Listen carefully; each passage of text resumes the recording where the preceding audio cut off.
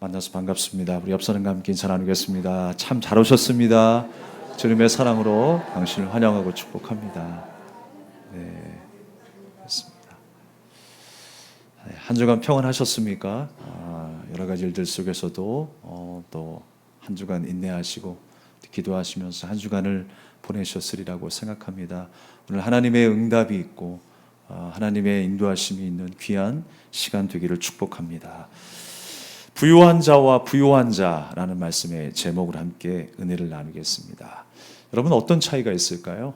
부유한 자와 부요한 자의 차이. 이 부유하다라고 하는 것은 소유의 상태를 의미합니다. 내가 얼마나 성공했는지, 주식을 얼마나 보유하고 있으며 어떤 집에 살고 있고 어떤 좋은 차를 타고 다니는지, 그 소유의 정도에 따라서 부유하다라고 이야기를 합니다. 그렇다면 여러분, 부유하다라고 하는 의미는 어떤 뜻일까요? 보이지 않는 쪽에 속하겠죠. 부유하다. 이 부유하다라는 것은 존재의 상태를 의미합니다. 지금 내 마음의 상태, 내 영의 상태가 어떠한가를 말씀하고 있는 거예요. 내가 지금 마음이 너무나 평안해요. 내 마음이 그 어떤 것으로도 비교할 수 없는 기쁨으로 꽉 차 있습니다. 그만큼 삶의 질이 높아진 거죠. 행복 지수가 높아져 있어요. 세상에서 설명할 수 없는 그 하나님의 은혜에 기뻐하고 있어요. 그 존재의 상태가 변하게 된 거예요. 내가 죄인이었는데 하나님의 자녀가 되어서 영원한 하나님 나라를 상속받을 것을 약속받았어요. 우리가 그 기쁨과 감사로 인하여 하나님을 찬양하게 된다면 내 존재가 변화되는 것이죠. 그래서 우리는 주님 안에서 부유할 수 있습니다. 우리 옆 사람과 함께 다시 한번 인사 나눌까요? 주 안에서 부유하십시오. 네. 날마다 주님 안에서 부유한 여러분이 되기를 바랍니다. 부유한 자는요, 한 가지 단점이 있어요. 어떤 단점일까요? 쉽게 가난해질 수 있다는 단점이 있어요. 이건 또 무슨 말인가? 어떤 부유한 사람이 100만 원을 가지고 나타났습니다. 근데 갑자기 그 앞에 1000만 원을 가진 사람이 나타난 거예요. 그러면 100만 원 가진 사람은요, 갑자기 가난해지는 거예요. 이야, 1000만 원 앞에 100만 원은 아무것도 아니구나. 어떤 부자가 30평 된 아파트로 이사 갔다고 막 친구들에게 자랑을 합니다. 근데 그 다음 주에 어떤 친구 집에 놀러 가는데 그 집이 60평이었어요. 갑자기 내 인생이 초라해지기 시작하는 거예요. 사람의 행복이 어디 있습니까? 물질에 있지 않습니다. 소유에 있지 않다라고 하는 것입니다. 어디에 있어요? 존재에 있어요. 내가 누구인가를 분명히 아는 사람은요, 행복을 누립니다. 내가 누구입니까? 그냥 이 세상 사람처럼 똑같이 살아가는 수많은 인구 중에 한 명입니까? 아니면 하나님께서 고르고 고르셔서 택하신 하나님의 백성입니까? 주님의 거룩한 신부입니까? 그 존재로 인하여 부요하는, 기뻐하는 우리가 모두가 될 수 있기를 주님의 이름으로 축원합니다. 우리가 저번 주에 나눴던 말씀 가운데 12지파에게 문안하노라 라고 하는 그 구절을 읽었어요. 그 12지파가 뭐라고 했습니까? 하나님의 모든 백성을 상징한다라고 했습니다. 근데 이 모든 백성이라는 게 혈통적으로 난 후손이 아니에요. 그냥 교회에 발도장만 찍는 사람이 아니라는 거예요. 신약시대에 와서 예수 그리스도 안에서 거듭난 인생, 예수 그리스도를 주라 시인하고 영원한 하나님 나라의 그 소망을 나의 기쁨으로 삼고 소망으로 살아가는 사람, 그 믿음을 지키기 위해서 그 어떤 것과도 우리는 바꿀 수 없고 포기할 수 없는 그 믿음으로 살아가는 하나님의 자녀, 그 자녀들에게 지금 문안하는 거예요. 너희들이 가지고 있는 그 믿음 말이야, 주님 오실 그날까지 끝까지 지켜야 돼. 하나님의 사람이라면, 우리가 그리스도인이라면, 하나님 나라의 백성이라면 우리는 이렇게 살아야 되는 거야 라고 권면하고 있는 말씀이 오늘 야고보서 의 말씀이라고 하는 것입니다. 오늘 우리가 이 말씀을 더 주의 깊게 듣고 우리 가슴에 새기고 돌아가는 귀한 시간이 될 수 있기를 주님의 이름으로 축원합니다. 그래서 뭐라고 했어요? 지혜로운 자가 되라 라고 말씀했죠. 지혜로운 자는 어떤 자입니까? 하나님의 마음과 하나님의 뜻을 아는 자이기 때문에 시험이 와도 그 시험 가운데 인내를 온전히 이루는 사람이라고 했어요. 결과를 알기 때문에 그 시험을 인내함으로 잘 이겨낸다라는 거예요. 주님께서 뭐라고 말씀하셨습니까? 온전하고 구비하여 부족함이 없게 하기 위해서 이런 시험이 있고 이러한 환난의 시간이 있다라는 거. 그래서 그것을 아는 자가 지혜로운 자다라고 하는 것입니다. 날마다 여러분 하나님의 지혜가 여러분 위에 가득하길 바랍니다. 세상의 지혜가 아니라 하나님의 뜻을 분별할 수 있는 지혜가 우리는 필요한 거예요. 그래서 고난 가운데도 우리가 기뻐할 수 있는 것은 바로 하나님의 뜻이 있기 때문에 그런 것입니다. 오늘 과연 거듭난 그 하나님의 사람이 그렇다면 가난할 때는 어떤 마음으로 살아가고 부유할 때는 어떤 마음으로 살아가야 하는가? 우리는 정말 하나님 안에서 부유한 자가 되어야 하는데 부유한 삶이 어떤 삶인가를 함께 나누는 시간이 되었으면 좋겠습니다. 그러니까 빌립보서 4장 12절에 말씀이 있습니다. 나는 비천에 처할 줄도 알고 풍부에 처할 줄도 알아. 모든 일 곧 배부름과 배고픔과 풍부와 궁핍에도 처할 줄 아는 일체의 비결을 배웠노라 라고 하였습니다. 여러분 일체의 비결을 누리고 계십니까? 어떤 상황 속에서도 우리가 믿음의 삶을 살아내야 되는데 그 일체의 비결이 뭘까요? 오늘 그 일체의 비결을 함께 배우려고 합니다. 두 가지를 우리가 함께 나누겠는데요. 첫 번째 말씀은요, 낮은 형제는 자기의 높음을 자랑하며 산다라는 거예요. 하나님의 사람은 거듭난 인생을 어떤 인생을 살아가느냐? 자기의 높임을 자랑하며 산대요. 이제까지 들었던 말씀과 좀 반대되는 말씀 같은데요? 라고 생각할 수 있어요. 겸손해야 되는 거 아닌가요? 낮아져서 살아야 되는 거 아닌가요? 라고 반문할 수 있습니다. 그런데 높임을 자랑하래요? 어떤 사람이요? 낮은 형제는 자기의 높임을 자랑하래요. 그 낮다라고 하는 것이 무엇일까요? 우리가 성경 원문에 보게 되면 물질적으로 가난하고 영적으로 가난한 것을 말씀하고 있습니다. 근데 물질에 대한 이야기가 아니라 영적인 이야기를 하고 있어요. 영적으로 가난해진다는 게 무엇일까요, 여러분? 영적으로 가난해진다는 것. 나의 자금을 알고 주님의 크심을 알아가는 것. 그게 바로 영적으로 가난해지는 것입니다. 나의 자리가 원래 어떤 자리였는가를 잘 아는 것. 그것이 바로 영적으로 가난해지는 거예요. 사랑하는 여러분, 우리의 자리가 원래 어떤 자리였습니까? 죄의 자리였습니다. 근데 누가 그 자리를 높이셨어요? 주님이 높이셨어요. 우리 인생의 그 자리를요, 주님께서 격상시켜 주시는 거예요. 우리의 자리가 어디였다고요? 죄인의 자리였어요. 그런데 자녀의 자리로, 거룩한 신부의 자리로, 하나님 나라의 백성의 자리로 격상시켜 주신 줄로 믿습니다. 나의 자리를 아는 것, 그것이 바로 낮은 형제의 모습일 거예요. 그리고 높임을 자랑하는 것은 뭐라고요? 하나님께서 나를 격상시켜 주신 그 은혜를 자랑하는 거예요. 내게 베푸신 그 사랑과 은혜를 내가 자랑하며 살아가야 할 줄로 믿습니다. 그래서 우리가 자랑해야 될 것은요, 나의 소유와 내가 이룬 어떤 업적을 자랑하며 살아가는 것이 아니라 주님의 은혜를 자랑하며 살아야 합니다. 예수 그리스도를 자랑하며 살아야 합니다. 나는 예수님 때문에 이렇게 되었어. 나는 예수님 때문에 구원받고 영생을 누리며 살아가는 하나님의 백성이 되었어. 라고 자랑하는 여러분 되기를 주님의 이름으로 축원합니다.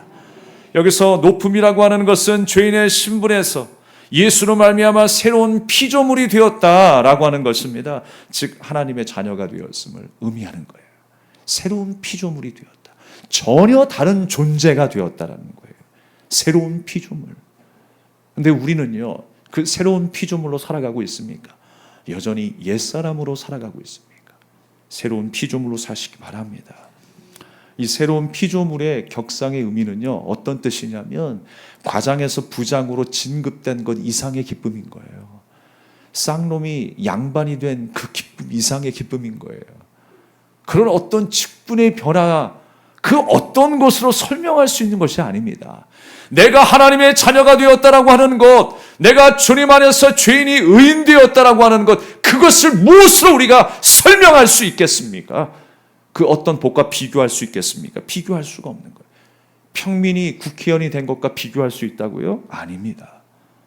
우리는 하나님의 자녀가 된 것을 더 자랑할 만한 것으로 여겨야 합니다. 영적인 권세를 가지게 되었다라는 것. 한순간에 끝나버리고 사라질 것을 사모하지 아니하고 영원을 사모할 수 있는 믿음을 가지게 되었다라고 하는 것입니다.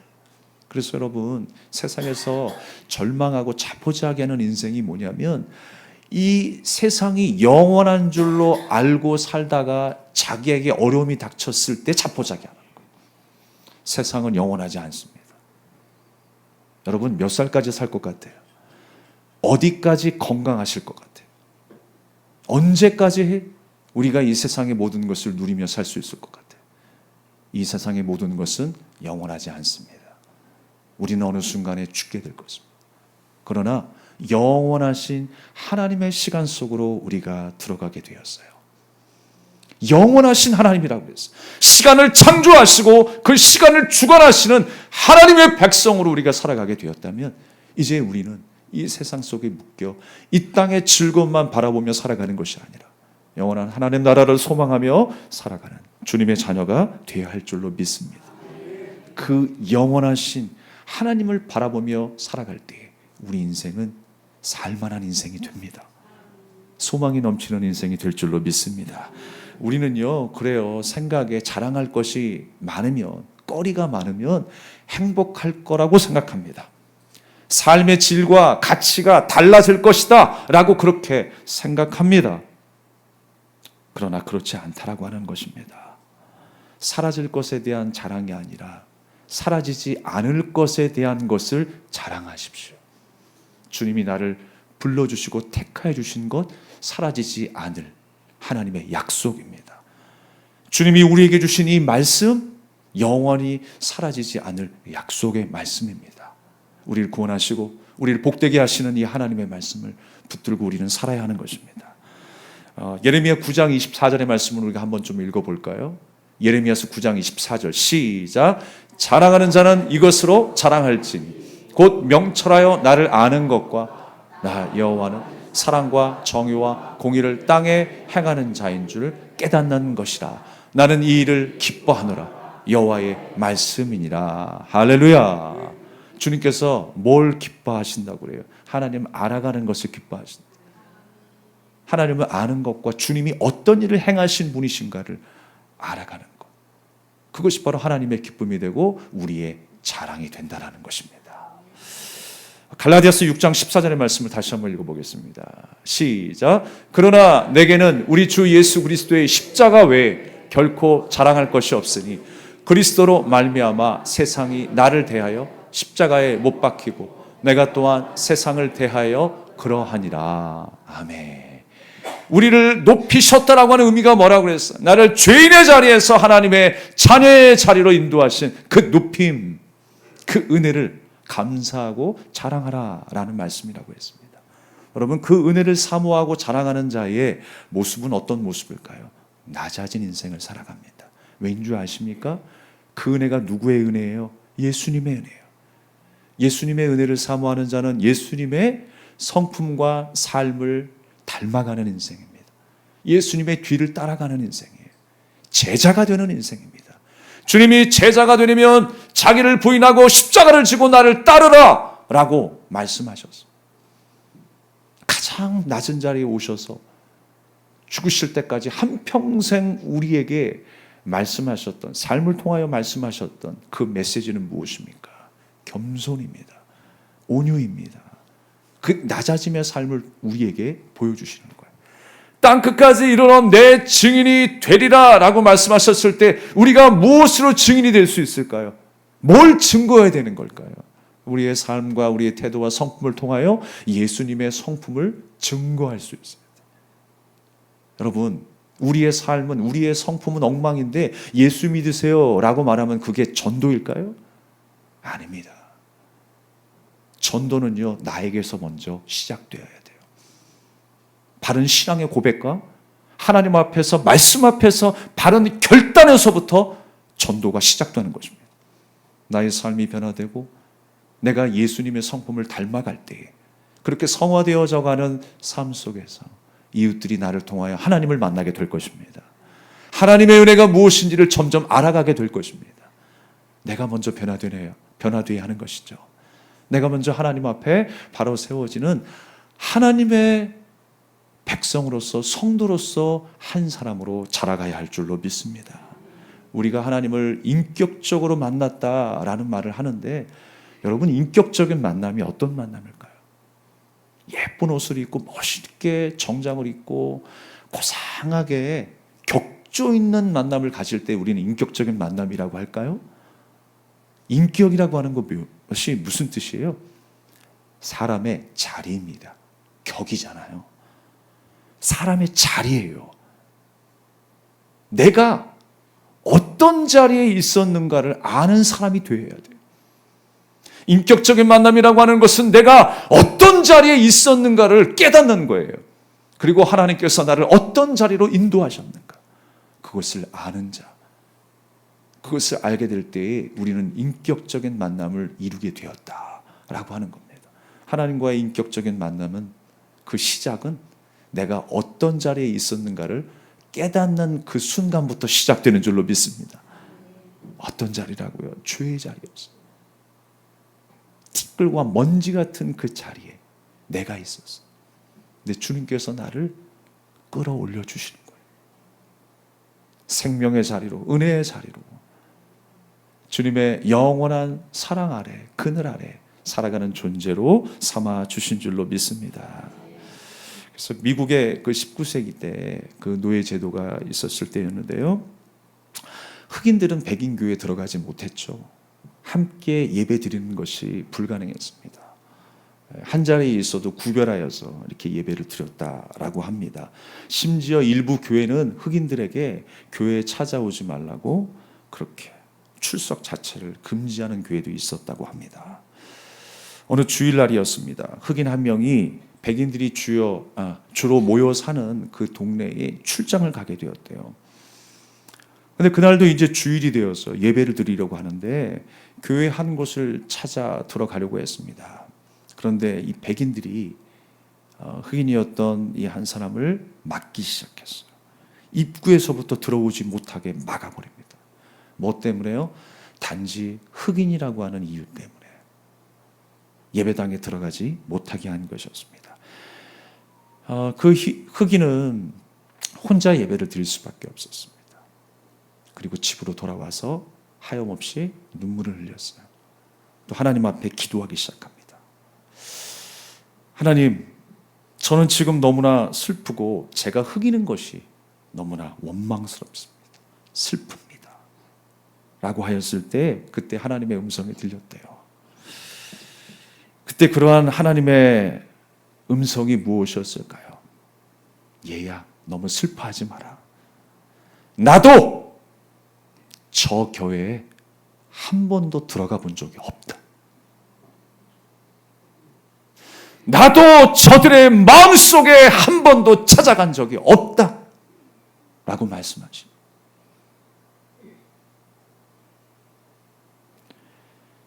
우리가 이렇게 생각할 수 있습니다. 하나님, 저는요, 저 사람 마음속에 들어갈 수가 없네요. 고집불통이고요. 말도 안 통하고요. 자기가 중심이고요. 자기가 왕인 줄 압니다. 자기만 혈기 있는 줄 압니다. 자기만 똑똑한 줄 압니다. 저 사람 마음속에 비집고 들어갈 공간이 없습니다. 라고 생각하시는 분들 많이 있을 거예요. 주님은 그때 뭐라고 말씀하실까요? 나도 그의 마음속에 들어가 본 적이 없다.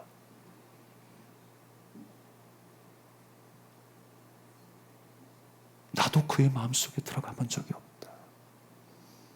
근데 한편으로는요, 저도 생각을 해보았어요. 혹시 나도 이럴 때가 있지 않나? 혹시 어느 누구가 내 속에 비집고 들어올 때 나는 사랑하지 못하고 용서하지 못하고 관용하지 못해서 여전히 내가 중심이 되고 내가 왕이 되어서 낮아지지 못하고 그 높고 고매한 자리를 고수함으로 인하여 하나님이 내게 들어올 자리가 없지는 않는지 저 자신부터 먼저 생각하게 되었어요.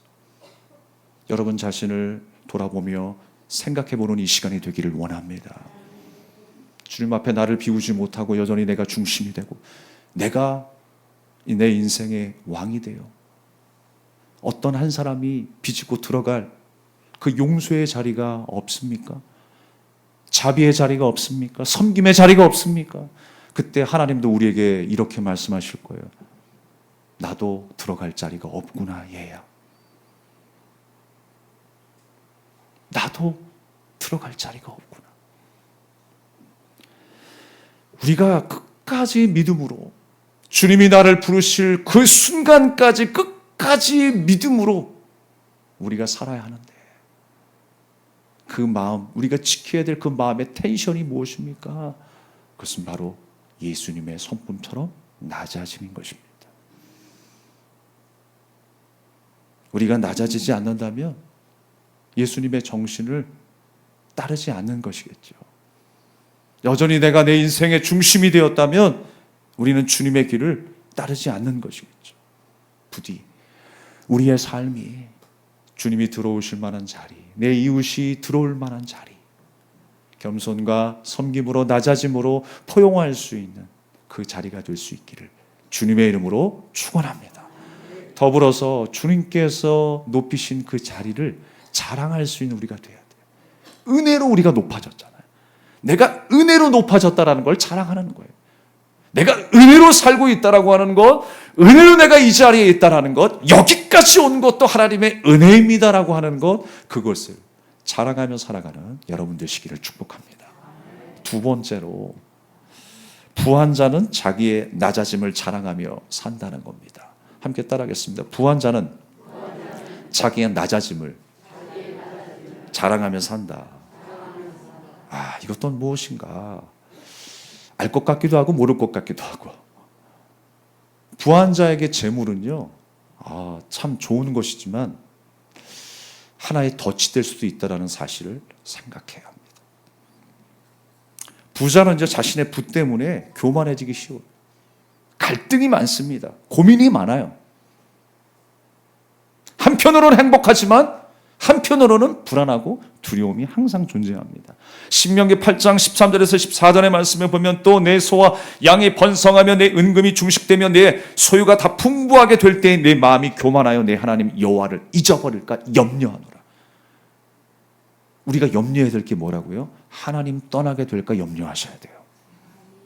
우리가 그건 염려 안 하죠. 어떻게 내 소유가 떨어져 나갈까?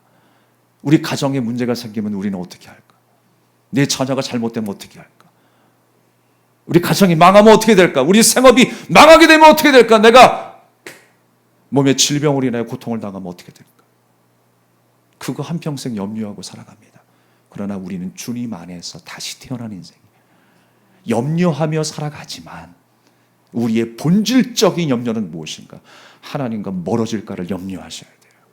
하나님과 떨어지면 다 끝나는 거예요. 아무런 의미가 없다는 것입니다. 신앙생활이라고 하는 것은요, 하나님과의 관계라고 해서 끊임없이 좋은 관계를 유지하는 거예요. 그런데 여러분, 이 삶을 어디에서 연습하느냐? 우리의 공동체 가운데서도 연습하시는 거예요. 하나님이 기뻐하시는 모습이 뭐겠어요? 좋은 관계 유지하는 거예요. 그게 누구와의 관계이다? 하나님과의 관계이다. 할렐루야. 여러분, 내 이웃을 무시하면 하나님 무시하게 되는 거예요. 내 관계를 깨트려버리면 하나님과의 관계를 깨트리게 되는 것입니다. 주님께서 부모와의 관계를 통해서도 하나님 경외하는 법을 배우게 하시죠. 우리 믿음의 지체들과도 좋은 관계를 통해서 하나님과의 바른 관계, 건강한 신앙생활을 연습하게 하세요. 여러분, 그렇게 좋은 관계로 살아갈 수 있길 바랍니다. 누구나 그렇습니다. 로또의 대박을 꿈꾸며 살아갈 거예요. 복권을 사지 않았을지라도 대박 맞은 인생이 되기를 원하죠. 특히 로또 복권에 당첨되면 상상이 되는 우리의 생활이 있습니다. 우리의 일상을 막 꿈꾸게 되죠. 내가 말이야 뭐도 사고 여행도 가고 내가 뭐 양로원 고아원에 가서 막 돈도 뿌리고, 야, 우리 교회가 말이야 너무 이제 오래됐는데 시끌막히게 멋있게 막 건축도 하고, 진짜 이렇게 될까요? 대부분이 그렇지 않더라고요.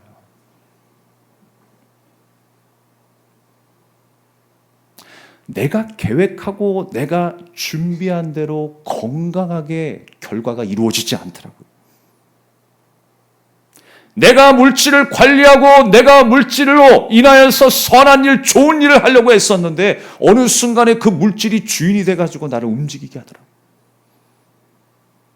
그래서 실제로요, 로또 복권 1등에 당첨된 수많은 사람들의 삶이 온전하지가 못하다고 합니다.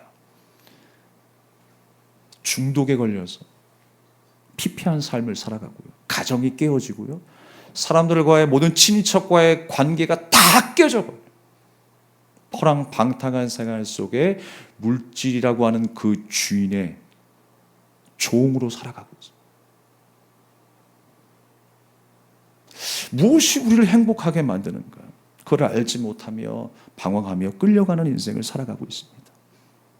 사랑하는 여러분, 오늘 말씀 속에 부한 자가 자기의 낮아짐을 자랑한다고 그랬어요. 그 부한 자가 누구냔 말이에요, 도대체. 무조건 소유가 많다라고 해서 그 부한 자가 아니라는 것입니다. 그리스도 안에서 부요한 자예요. 그래서 그리스도 안에서 부요한 자는 어떤 생각을 하며 살아가는가? 이 땅의 모든 것이 영원하지 않다라는 생각을 하며 살아가요. 나그네로 살아가는 거예요. 우리의 영원한 소망은 하나님께 있다. 우리의 영원한 처소는 이곳이 아니라 하나님 나라이다 라고 하는 생각을 가지고 살아가는 인생이 부요한 자예요. 할렐루야. 그래서 그 부한 자가 자기의 낮아짐을 자랑한대요. 자기의 낮아짐을. 왜 낮아짐을 자랑할까요? 좀 권세, 파워, 그 힘이 세상에서 알아주는 것인데 나도 그렇게 살아가면 안 돼? 우리가 청지기의 삶을 살며 하나님의 자녀로 살아가며 진짜 그리스도인으로 살아간다라고 하는 것이 무엇인가? 무엇이 진짜 강한 인생이며 힘 있는 인생이며 목적이 분명한 인생일까? 우리는 다시 한번 생각해야 됩니다.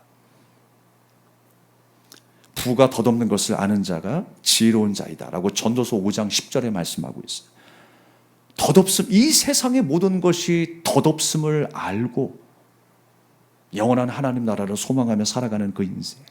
은을 사랑하는 자는 은으로 만족하지 못하고 풍요를 사랑하는 자는 소득으로 만족하지 못한다라고 하는 것, 이 모든 것이 헛되다라고 하는 것을 아는 자, 바로 그 사람이 그리스도 안에서 부요한 자다라고 말씀하고 있는 것입니다. 사랑하는 여러분, 그러므로 낮아짐을 자랑하는 사람은요, 자기를 낮추는 사람입니다. 재물의 부요함이 아니라 오직 하나님의 은혜 안에 있는 그 부요함을 누리며 은혜 아니면 살아갈 수 없다라고 고백하는 사람, 그 사람이 낮아진 사람이에요. 은혜 아니면 난 살 수 없어. 은혜 아니면 살아갈 수가 없네. 호흡마저도 다 주의 것이니 참된 평안과 위로 내게 주신 주 예수, 오직 예수뿐이라. 할렐루야. 오직 예수님만이 나의 생명이고 나의 주인 되시며 나의 영원한 소망이 되심을 믿고 살아가는 인생. 그 은혜가 아니면 나는 죽어요. 그 은혜를 사모합니다. 그 은혜를 내게 주시옵소서. 그 뜨거운 열정과 그 믿음으로 가난한 심령이 되고 의에 줄이고 목마른 자가 되고 애통하는 심령이 되어 세상을 따르지 아니하고 하나님의 말씀을 따르는 주님의 자녀가 되게 하옵소서. 이렇게 구하는 자가 낮아진 자예요. 그냥 성품으로만 낮아진 자가 아니라 하나님의 은혜 앞에 낮아지는, 바로 그런 삶을 사시는 저와 여러분 될 수 있기를 바랍니다. 이 땅이 아니라 영원한 하나님 나라를 소망하는 자가 부요한 자이고 주님의 은혜를 사모하며 살아가는 인생이 낮아진 자이고, 그 낮아짐을 자랑하며 산다는 거예요. 내가 예수님의 십자가의 은혜로 말미암아 다시 살게 되었어. 거듭난 인생이 되었어. 그게 내 자랑이 되어야 한다는 거예요. 우리의 소망이 하나님의 나라야. 그것이 내 자랑이 되어야 한다는 것입니다. 여러분, 내가 자랑할 것이 없어서 얼마나 우울한 인생을 살아가는 사람들이 많이 있습니까? 그러나 자포자기하지 마십시오. 실망하지 마세요. 그게 우리의 자랑이 아니에요. 주님은 분명히 말씀하십니다. 우리의 자랑은 그 부한 자가 낮아짐을 자랑하는 것이다 라고 이야기했어요. 은혜를 사모하는 자로 사시는 저와 여러분 되기를 주님의 이름으로 축복합니다. 그래서 야고보서 4장 6절 말씀에서도 하나님은 교만한 자를 대적하시되 겸손한 자에게 은혜를 주시느니라 그랬어요. 겸손한 자에게 은혜를 주시대. 은혜의 가치를 아는 사람, 그 사람은 언제나 겸손한 인생을 살아갑니다. 누가복음 14장 11절 말씀에도 스스로 낮추는 자는 하나님께서 높아지리라 라고 말씀하고 있어요. 하나님의 나라는 낮아짐을 통해 영원한 높임을 주신다라고 말씀하신 것입니다. 그래서 우리 인생의 낮아짐은요, 하나님이 역사하실 통로예요. 하나님이 일하시는 통로예요. 하나님이 예수님을 통해서 수많은 기적을 이 땅 가운데 나타내셨잖아요. 무엇으로 나타내셨어요? 강력한 힘으로 나타내셨나요? 권위로 나타내셨나요? 아니에요. 낮아짐으로 나타내셨어요. 그렇게 살라고 우리 보러. 그것이 우리에게 능력이고 우리의 힘이고 우리의 자랑이다 라고 말씀하고 있는 것입니다. 날마다 그 은혜를 안다며 겸손히 하나님 앞에서, 사람 앞에서도 좋은 관계를 맺으며 살아갈 수 있기를 주님의 이름으로 축원합니다. 기독교 변증가였던 C.S. 루이스라고 하는 사람이 있습니다. 이 사람이 한 말 중에 아주 유명한 말이 있습니다. 이 세상의 모든 것들은 잠시 주어진 장난감이다. 잠시 주어진 장난감이라는 것. 우리가 한평생 동안 열심히 즐기고 사랑하고 또 잘 사용하다가 어느 순간에 다 내려놓고 가야 할 때가 있다는 것. 잠시 사용할 장난감에 불과하다라고 하는 것입니다. 아이들이 그렇잖아요.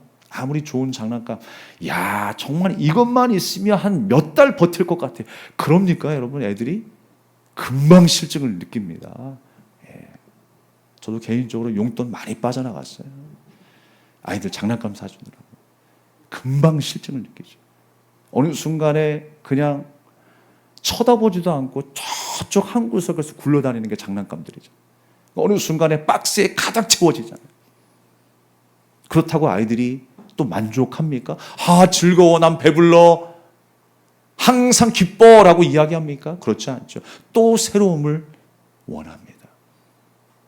인생이 그렇습니다. 자기가 건강해지고 만족해지고 어떤 문제가 해결되었을 때 항상 드는 생각은 뭐예요? 다른 거 찾는다는 거. 그래서 이스라엘 백성들은 하나님 앞에서 음행을 저질렀고 수많은 사람들이 변질되어서 하나님을 떠나는 인생을 살게 되더라. 여러분, 우리가 주의할 건 무엇이라고요? 하나님 떠나지 않기를 주의해야 돼요. 주님이 부르시는 그날까지 끝까지 믿음 지키기를 항상 주의해야 돼요. 그것을 야고보 사도는 권고하고 있는 것입니다.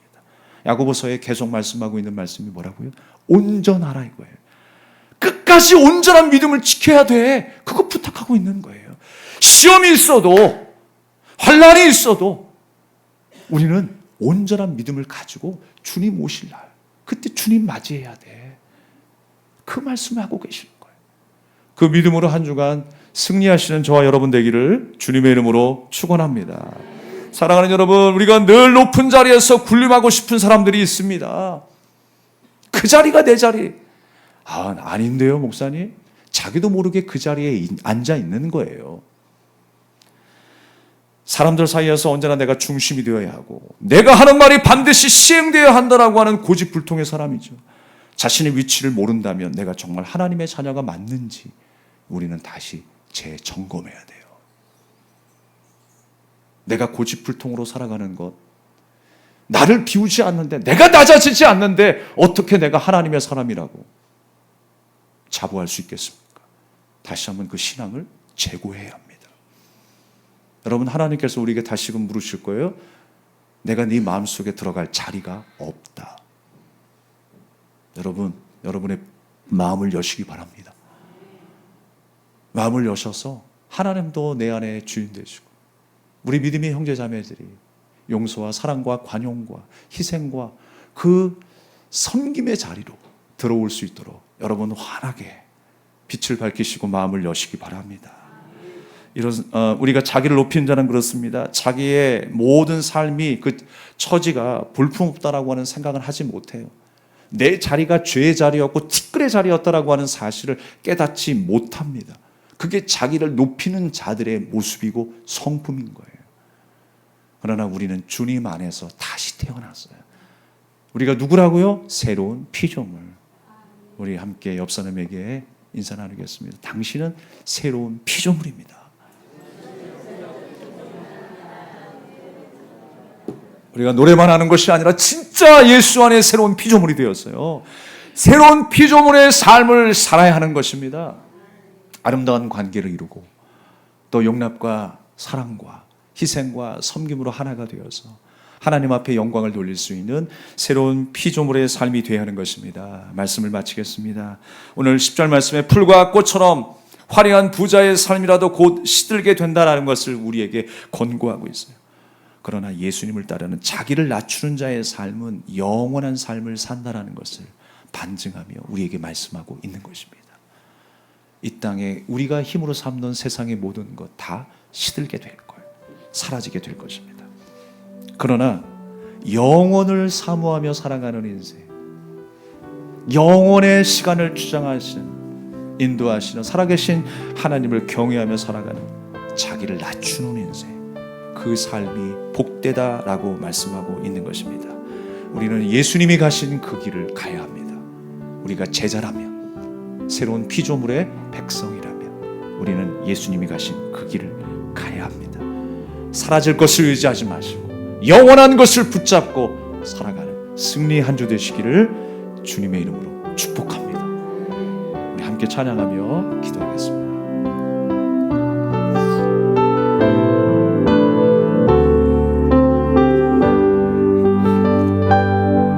죄 많은 나의 모습 속에서 주님을 기억하네.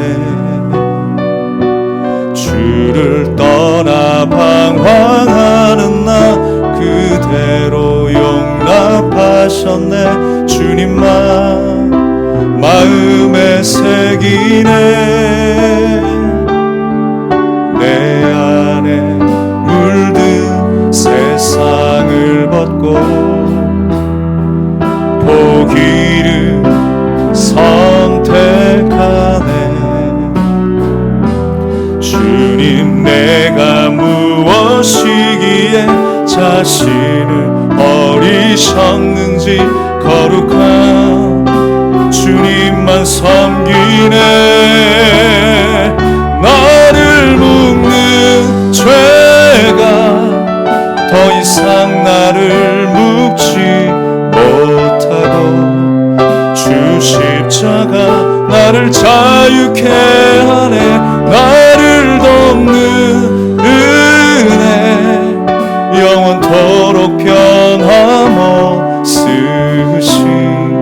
주 사랑이 나를 새롭게 하네. 다시 한번 죄 많은 나의 모습 속에서 주님을 기억하네.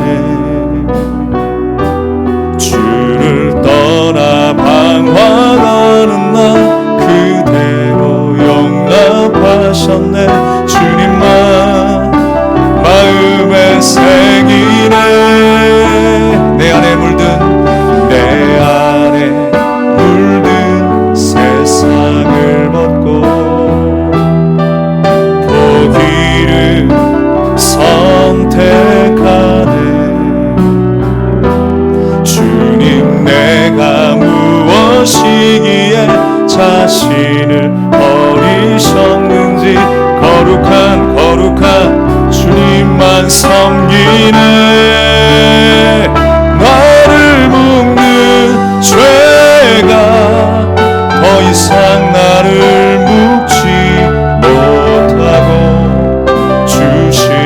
십자가 나를 자유케 하네.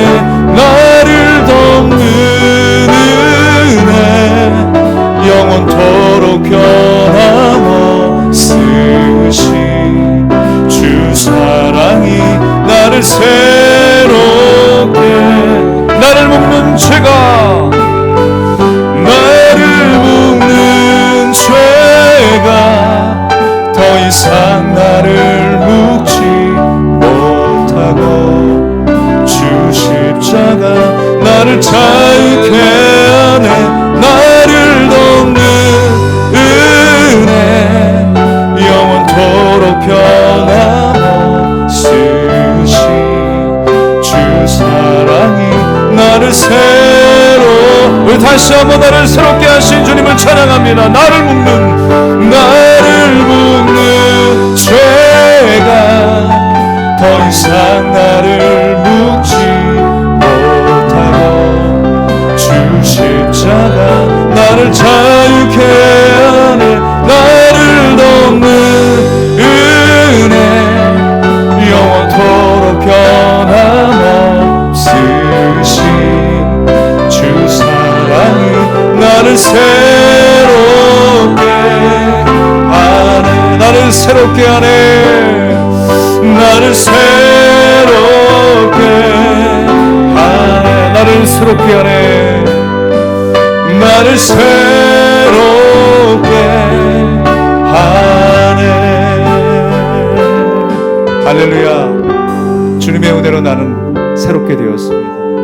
그 믿음 끝까지 변치 마시고 주님을 사랑하고 이웃을 사랑하는 일들 위해 쓰임받는 귀한 축복의 통로로 살아가게 하옵소서. 오늘 이 시간 주님 앞에 간절히 기도하겠습니다. 오늘 우리가 가사 중에도 주님 내가 무엇이기 위해 나를 주님의 자녀로 삼아주셨습니까? 나를 위해 그 몸을 버리셨습니다. 여러분, 그 은혜를 사모하고 감사하는 자가 낮아진 자입니다. 은혜로 사는 자가, 하나님의 말씀으로 사는 자가 낮아진 자입니다. 정말 주 안에서 부요한 자는 그렇게 낮아짐으로 살아가는 인생이라. 우리의 삶이 그렇게 되려고 우리 믿음으로 결단하며 주님 앞에 주여만 외치고 간절한 마음으로 기도하겠습니다. 주여, 아버지 하나님,